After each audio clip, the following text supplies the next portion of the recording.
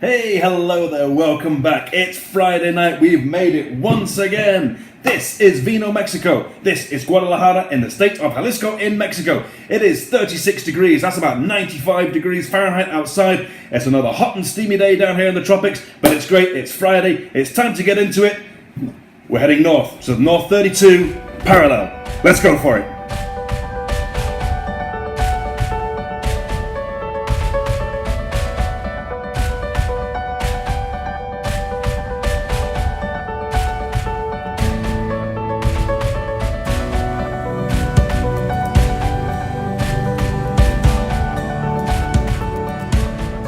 So as you may have seen in the Little Sip episode, this week we are talking about the wines from the Norte 32, that is the North 32 winery.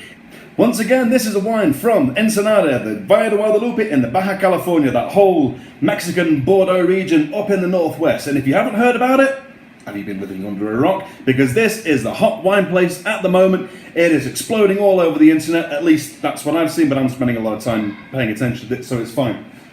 My children are screaming in the background. It's Friday night, everything's going crazy. So if you haven't seen this little sip about the winery, check that out, take a look at it, because this is one of those wines that is the whole reason why we are doing this. Amy, come here. Come here. Come here, come on, hurry up.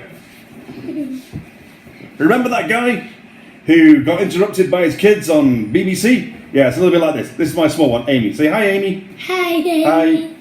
Okay, before that happened, if you haven't seen the Little Sip episode about Norte 32, then go back and learn more about this winery. This is one of those places. This is the reason why we're doing this.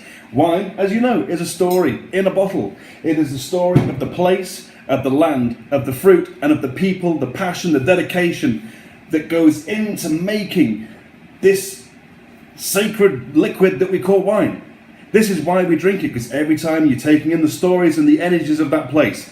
And this is a wine that is built on sacrifice and dedication, and it's a great story, one that's very personal to me as a fellow aviator, as a guy in the aviation industry, turned passionate about wine. Why not?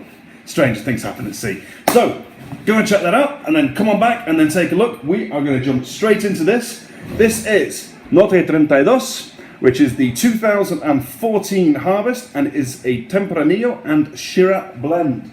So, as always, we are going to jump straight into... Thank you, Tom. I'm getting all sorts of interruptions tonight.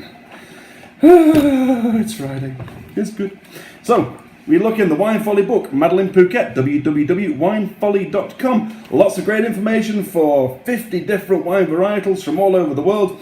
Great source of information for people starting out, experts alike, and if you just want to find something different and learn something new, great information here.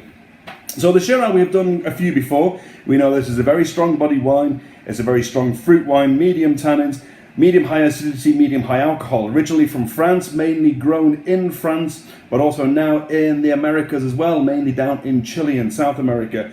This is a wine that presents a very strong oak flavors and very strong black fruit flavors, herbal notes in there as well. So we're expecting anything from, well, it's a warm climate up there, so we're expecting blueberries and blackberries. We're going to wait to see what that comes out as. It's depending on the harvest or the climate up there in the year, whether it was a temperate year or whether it was a hot and humid year, will have a great effect on the flavor of the wine. Mixing that with the Tempranillo, this is a Spanish wine, mainly grown in Spain, but also used quite widely here in Mexico as well. This is a wine of a completely different character. Flavors from cherries through to dried figs, cedar, tobacco flavors, and dill. This is a wine that presents a lot of herbal notes, everything from dried roses, dried leaves, bay leaves, charred mustard seed, black pepper, and dried rosemary, so quite herbal. This is something that in its warmer aspects could have a raisiny flavour, but also the likes of sour cherry and strawberry depending on the climate. This is a wine that doesn't need a lot of aging. It's a mix of American and French oak, so there could be vanilla flavours in there could be coconut in there. It's, who knows, between Tempranillo, lots of herbs, lots of black fruits, lots of oaks. It's going to be complex, it's going to be... Well, there's only one way to find out how it's going to be, and that's to get straight into it. So, we have, as always, the wine glass. The $2 wine bottle opener from Walmart, or any other good retailer, I suppose. Just out here, that's the way it happens to be. So we start by cutting off the cap as best we can. There are those who say that you shouldn't rotate the bottle. To them I say, yeah, okay. Because, you know, we're not experts here, we are wine consumers. At the end of the day, we just want to get into the wine because it is Friday.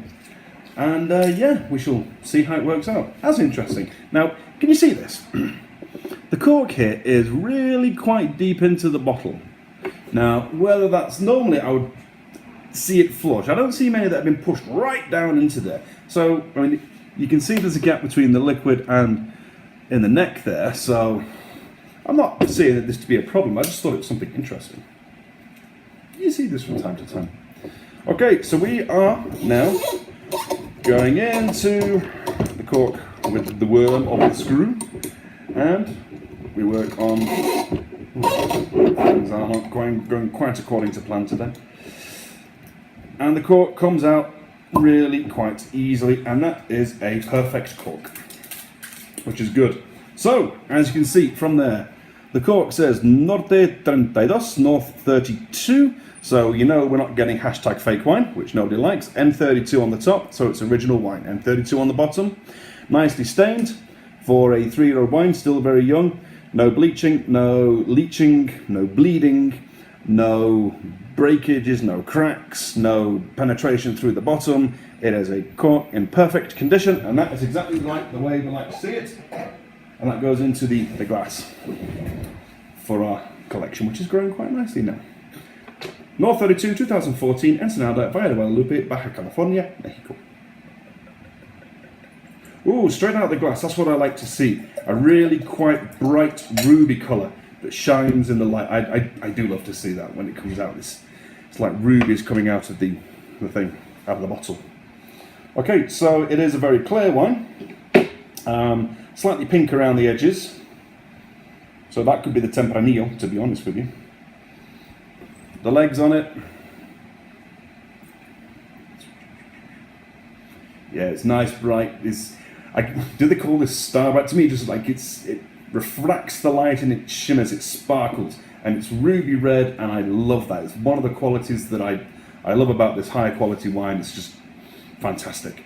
It's a very aromatic wine. I can smell it even from here. I can smell slight of sort of cherry notes in there with a bit of acidity.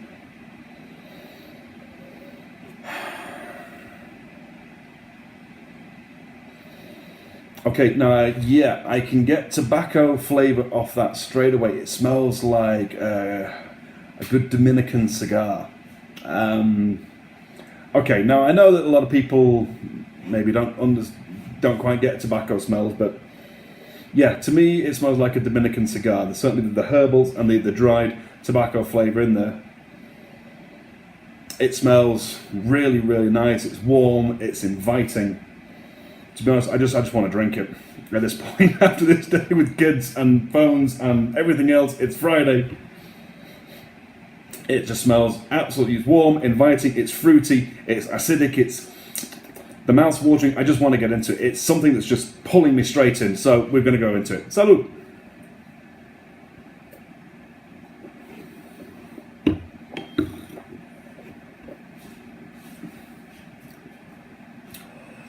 Ooh, wow, okay.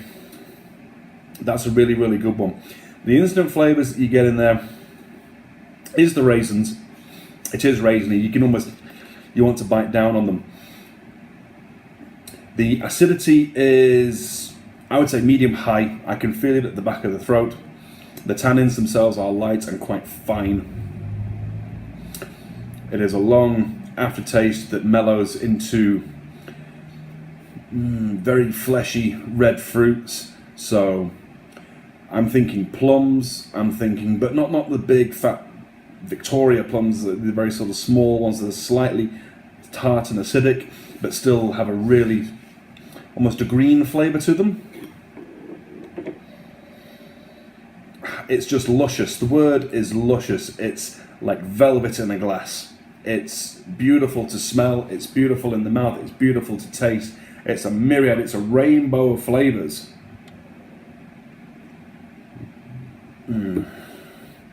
That is just warm and comforting. And this is a wine that is a de-stressor. Now, sometimes you have some wines that help you to kickstart an evening, to get things going and to get you excited. Some things to, a bit like rocket fuel, they really get you. This is a wine to just kick back, turn the lights down, put on your favorite rom-com or your favorite Arnold Schwarzenegger film, whatever you want to. Would you order a pizza with this? I would order a pizza with this wine. This is my Friday night, chill out, Netflix and chill, pizza with the wife or your girlfriend or your boyfriend or both or all three, whatever your thing is. Share the wine, and it's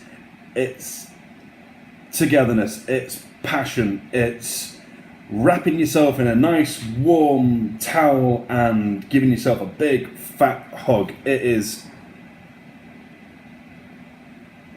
The fruits are ripe and red. The acidity is nice and balanced. The tannins are not harsh. There's a warm, inviting. It's the smokiness to it. It's the fruits. It's the cream flavor. It's really, really good. It's very, very good. From a consumer point of view, this wine again is not expensive. This wine retails here in Mexico for about 500 pesos from one of the mainline distributors, which is roughly about $25 thereabouts. So again, for a general splash out on for a Friday night, some people say, "Ooh, that's the high end." I would say, you know what, you want quality, you got to pay for it. And for wine of this quality, this is an absolute steal. So you'd be crazy to knock it off just based on that price. Also added to that, we get some weird sort of additional taxes because they class wine as spirits. I don't know why. Anyway, so the price point is not difficult at all. It's not exorbitantly high for a wine of this quality, so that should not be a reason. The quality that you're getting out of the wine is absolutely fantastic. The flavors are rich, they are layered, they are complex, they are warming, they are inviting. As a consumer, this is a wine that I can just sit back and relax and just unwind at the end of the week, and I know that everything is going to be good in the morning. So at the end, that's all I need. Okay, so as you know, traditionally we have to do the double glug test. The double glug test is, as you know, is a method of taking 2 large gulps. The reason being is this activates the autonomic reflex, which is a physiological reaction your body has automatically to anything that is ingested quickly in that way. This is so you can see a physical reaction to the wine to get an idea of the character of the wine. This is why we do this. It is an involuntary thing, so you know whether it's good, or if I suddenly throw it all up, it's not so good. That hasn't happened yet, but first time for everything. Okay, in 3, 2, 1.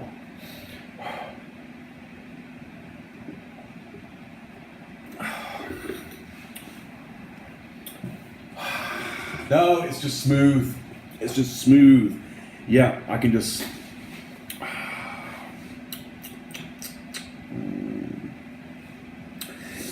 Tart plums with sugar, the herbs, the sage, the acidity is just there. The tannins are not ripping my face off. It's not astringent, it's luscious, it's just fine. This, in my estimation, is anywhere from an 89 to a 91, easily.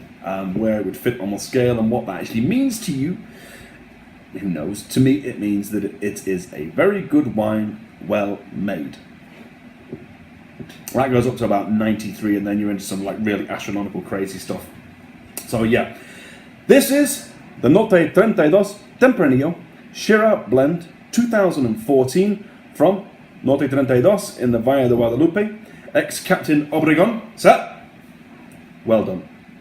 Okay, so everybody, thank you very much. For those who have joined us this week and subscribed so they don't miss any single sip of Vino Mexico, thank you very much. You are awesome. For everybody who has come back and joined but is not yet subscribed, why not? It's a single button. You go, click. Go on. Click. click. You don't have to watch it. I'd prefer if you did. However, you always subscribe. We are at 46 subscribers. We need 100 subscribers. 100. Why? Okay, I'll tell you why. Simply because when you get to 100 subscribers, YouTube goes, okay, you can have a channel with your own name on it. So instead of us being www.youtube.com/UVX2-X1 exclamation X22101010110101, we become www.youtube.com/Vino Mexico, which makes us easier to find and makes us more available to a wider area, so more people can learn about the great Mexican wine. So this is a bonus for everybody to hit the button.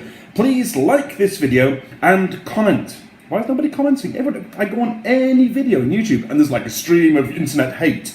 I'm glad I'm not getting the hate. I've had no dislikes. We have a 100% like record. So keep that going and like this video. Send it out to everybody you know. We are doing this to help support the Mexican wine industry and to get this spread as far as wide. We're already getting traction, already been noticed in a fashion with the Wine Folly guys and their great review, which is why we continue to use the book, because it's awesome and we love those guys. They are brilliant. And of course, we are trying to make links and continue our voyage of discovery with the other winemakers up there in the Baja California, as well as we would love to make contact with the winemakers in Aguascalientes, in Zacatecas, in Sonora, in Sinaloa, if there are any there. There are some down in Puebla, so I hear there are there's the guys in San Miguel de Allende. We are hopefully going to be coming over to you very, very soon. We would love to make contact with you as well. So yeah, we are starting to grow. Vino Mexico is moving as a movement. Please help this continue and let's help grow the industry here for winemaking in Mexico. It can only be for the benefit of everybody. So, it's Friday. Take care of yourselves. Take care of each other. Enjoy your weekend. Enjoy your wines. And remember, tomorrow there is always more. Vino Mexico. Salud.